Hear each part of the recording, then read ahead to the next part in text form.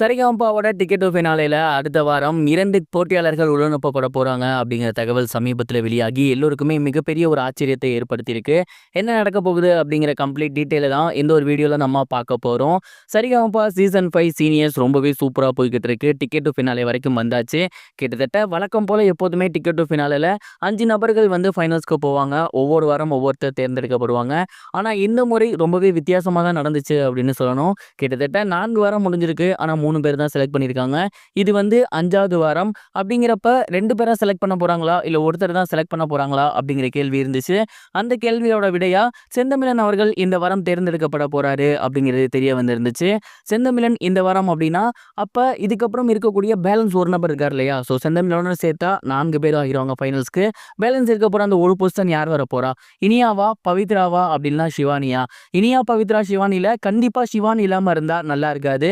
அதே நேரம் பவித்ராவும் ரொம்ப சூப்பரா பாடிட்டு இருக்காங்க. அவங்களும் ஃபைனல்ஸ் போனா நல்லா இருக்காது. ஸோ அவங்க 3 பேத்துல யாரோ ஒருத்தர் தான் உள்ள போறாங்களா? அப்படிங்கிற மிகப்பெரிய ஒரு கேள்வி நம்ம எல்லாருக்குமே இருந்து வந்துட்டு இருக்கு.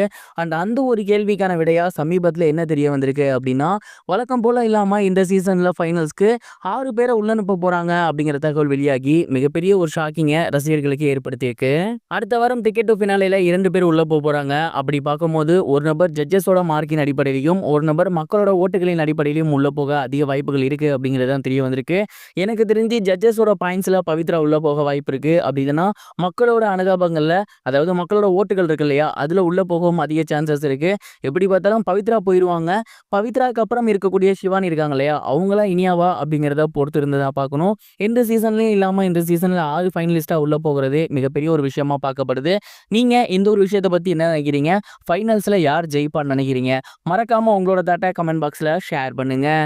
இது ஒரு புறம் இருக்க, விஜய் சேதுபதி அவர்களோட அடுத்த படத்தை கிருத்தியா உதயநிதி தான் இயக்க போறாங்க அப்படிங்கிற தகவல் சமீபத்தில் வெளியாகி ரொம்பவே வைரலா போய்கிட்டு இருக்கு. கிருத்தியா உதயநிதி அவர்கள் வணக்கம் சென்னை போன்ற படங்கள் எடுத்திருக்காங்க. சமீபத்தில் அவங்க காதலிக்க நேரம் இல்லை அப்படிங்கிற ரொம்பவே சூப்பரான ஒரு படம் எடுத்திருந்தாங்க. அந்த படம் விமர்சன ரீதியா மிகப்பெரிய ஒரு வெற்றி பெற்றிருந்தாலுமே வசூல் ரீதியா மிகப்பெரிய ஒரு தோல்வி படமா தான் மாறி இருந்துச்சு. அந்த ஒரு படத்தை தொடர்ந்து அவங்க மிகப்பெரிய லவ் சப்ஜெக்ட் ஒன்று வச்சிருக்காங்களாமா. அந்த ஒரு படத்தை விஜய் சேதுபதி அவர்களை வச்சு எடுக்கலாம் அப்படிங்கிற ஐடியால இருக்காங்களாமா. இனிஷியலா விஜய் சேதுபதி அவர்களுக்கு கதை சொல்லியிருக்காங்க அப்படின்னும், விஜய் சேதுபதிக்குமே அந்த ஒரு கதை படிச்சு போயிருக்கு அப்படிங்கிறது தெரிய வந்திருக்கு. விஜய் சேதுபதி இப்போ ஒரு சில படங்கள் கமிட் ஆகியிருக்காரு.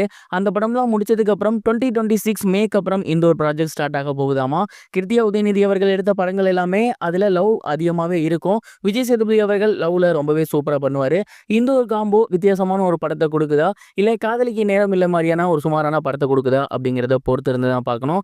எனக்கு கிருத்தியா உதயநிதி அவர்களோட வணக்கம் சென்னை ரொம்பவே பிடிக்கும். உங்களுக்கு எந்த படம் பிடிக்கும்? மறக்காம கமெண்ட் பாக்ஸ்ல ஷேர் பண்ணுங்க.